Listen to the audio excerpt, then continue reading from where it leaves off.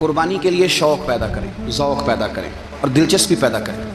یہ بات ٹھیک ہے کہ قربانی صاحب استطاعت پر فرض ہے، لیکن اس کے لیے شوق پیدا کریں۔ ایک ہے قربانی کرنا اور پھر ایک ہے قربانی کے گوشت کو تقسیم کرنا۔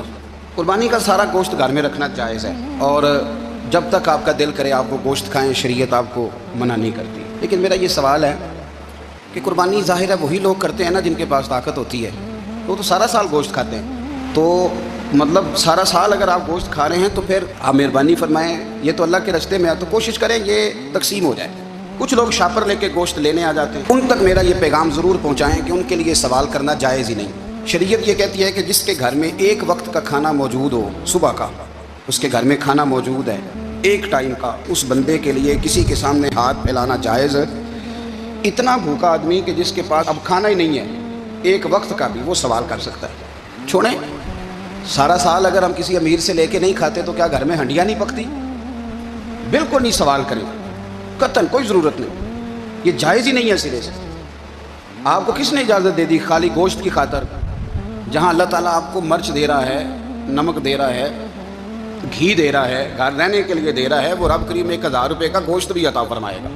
اور اس سے اگلی بات یہ کہ شکوہ بھی نہیں کرنا کہ فلانے نے اتنی قربانیاں کی تھی تو پتہ نہیں کہاں لے گیا ہے۔ اس نے کی تھی نا، پیسے کس کے تھے، ذبح کس نے کیا، تو آپ ذمہ دار ہیں کہ وہ کدھر لے کے گیا ہے۔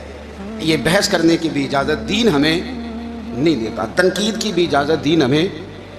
اس بات کو بھی ضرور ذہن میں رکھیں کہ ہم کہتے ہیں میں نے ابا جی کی اس سال کرنی ہے، اور پھر اگلے سال اماں جی کی کرنی ہے، اور پھر اس سے اگلے سال میں نے اپنی کرنی ہے۔ جس بندے کی جیب میں پیسے ہیں قربانی اس پر واجب ہے، اس کے ابا جی پر واجب نہیں۔ اگر ابا جی کے پاس الگ پیسے ہیں تو ابا جی پر قربانی واجب ہوگی۔ ہاں، اگر آپ کی جیب اجازت دیتی ہے تو آپ 3 قربانیاں خریدیں یا بڑے جانور میں 3 حصے ڈالیں، تو اب آپ 2 والدین کی ہو گئی، ایک آپ کی اپنی ہو گئی۔ لیکن جب تک آپ پر واجب قربانی آپ نہیں دیتے تب تک والدین کی قربانی دینا درست نہیں ہے، کیونکہ یہ دین میں واجب ہے۔ جو نماز آپ پہ فرض ہے وہ آپ نے پڑھنی ہے، اور جو ابا جی پہ فرض ہے وہ ابا جی نے پڑھنی ہے۔ اس مسئلے کو بھی ضرور ذہن نشین کریں۔